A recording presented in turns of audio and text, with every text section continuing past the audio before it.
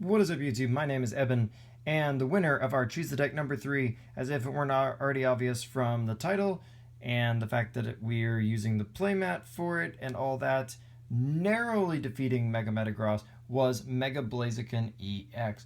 And so that is the card we're going to be going with today. We're running 3 copies of him, and Mega Blaziken EX, for those of you who don't know, has 210 HP, and his signature Moonsault Blaze attack that's 100 damage for 4 energy, but you can use a DCE, which isn't too bad.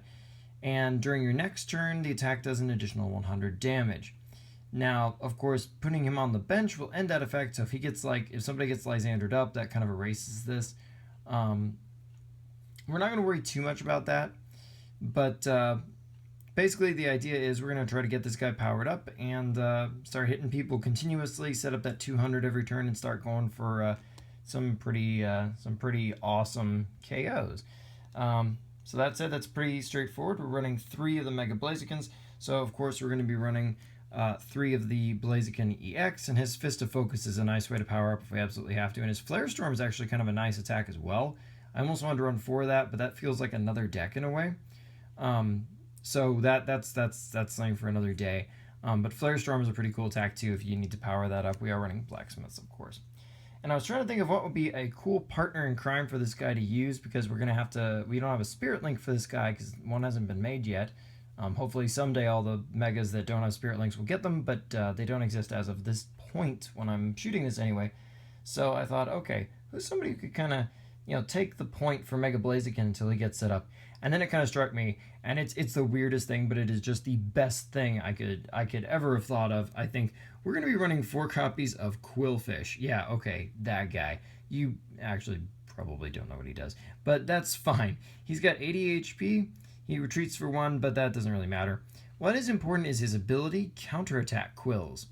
And if this guy's your active Pokemon and gets damaged by an opponent's attack, he puts 2 damage counters on them. And he can also attack for a double colorless energy to deal 20 damage and poison your opponent. So he's pretty perfect for us, as he's a good turn 1 attack. Like, let's say we go second. It's just a great way to hit him, and then you get that poison early game when your opponent may not necessarily have something like Zerork set up or something like that. So that's pretty cool. It's a great way to rack up damage. And I know what you're thinking. I'm going to be hitting for 200 a turn. Why do I need residual damage? That's not really that relevant. And the answer is really, when you think about it, you want that first Moonsault Blaze to take a KO. And so, like, let's say you drop a DCE on this guy in your active slot on turn 1. That's 20 damage plus poison. That's going to be 30 between turns if they don't have a switch out, which they probably won't. That's another 10 between turns right there. That's 40. And you're not going to fix their poison for him, so that's another 10 right there. So even if Quillfish gets knocked out, that's 50 damage, and if he got knocked out, he counterattack Quilled back at them, that's another 20, that's 70. And that's 90 if he fired off another poison sting. So that can easily combine with your first Moonsault Blaze's 100 damage in order to get a KO. And if we're going to have a turn where we're not attacking, that counterattack Quills is a great way to take advantage of that turn and at least do something back to our opponent. He's also a nice speed bump between Blazikens if they get knocked out. It's kind of a nice way to buy time until the second one is fully prepared. So he's just really cool. I thought it was just the best thing I could ever have thought of to put with it. I think it's hilarious. Meanwhile, we've also got this lovely Camerupt EX. I am taking 1 of this again. Reason being, this guy's Explosive Jet is just a nice way to kind of come in and clean up, or if you need to retreat your Mega Blaziken out, we do include some switches. We can use this guy as a big powerful finish that basically might deny our opponent some prizes for KOs. So he's pretty interesting. And anytime you've got Blacksmith and double colorless energy, he's always worth considering. To kind of also help us out, we've got Hoopa EX. He's just always good with Megas because he goes and gets those double EXs. And his partner in crime is, of course, Shaman EX to help us set up and do all of that good business. That takes us to our supporters, which are pretty straightforward. We got 3 copies of Professor Sycamore. We got 3 copies of Blacksmith, because this is a pretty crucial supporter in this deck, because we really want to kind of go double colorless energy Blacksmith to get our Mega Blaziken set up in a single turn. And also that can be very useful with our secondary attacker, which is our Camerupt. We got 2 Skylos yet again, because there's still plenty of 1-ofs that we want to get. We are also running a teammates, and this is because we're kind of counting on Quillfish to take one for the team periodically. And this is a great way to go make sure that we've got the double colorless energy or whatever to make things run smoothly. This can also get us other supporters like for the next turn or versus seekers and stuff like that. So play it creatively. Don't be afraid to kind of get things that aren't always typical choices like supporter cards.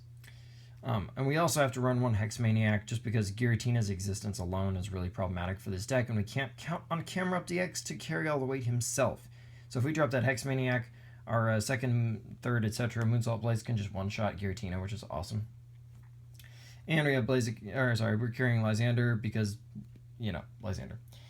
And moving on to our items, we've got 4 copies of Versus Seeker, once again for all the obvious reasons. 3 battle compressors because we want to ditch energies and we want to power up our Versus Seekers by ditching our supporters, especially our 1-ups. We got 3 Ultra Balls because with Hoopa we don't need 4 obviously, but we still want to kind of hit them a little early and we want to make sure we get our Mega off. So yeah, 3's a good compromise number for sure. We got 4 Acrobikes. This will help us ditch our energies and our supporters as well as just kind of advancing us through the deck. It's a little more useful in Trainer's Mail in this deck on the grounds that it puts things in our discard pile for us. Speaking of which, we're also running Scorched Earth as our stadium, mainly to get rid of other stadiums and kind of get that early game draw. But save your extra copies later in the game so you can kind of trump your opponent's stadiums if needs be. We got 1 Professor's Letter to help make sure those stadiums go off and so on and so forth, just to access those fire energies reliably. We've got 3 Hard Charms because remember, our Mega doesn't need Spirit Link because he doesn't have one. So this is a great way to turn some 2-hit KOs into 3-hit KOs for us. And it can also be pretty useful on Quillfish. Play these kind of judiciously and they will reward you. Don't just puke them out. Play them when it makes sense for what your opponent's going to be doing damage-wise. Kind of predict the next few turns and play accordingly. But that can be a pretty rewarding tool for us.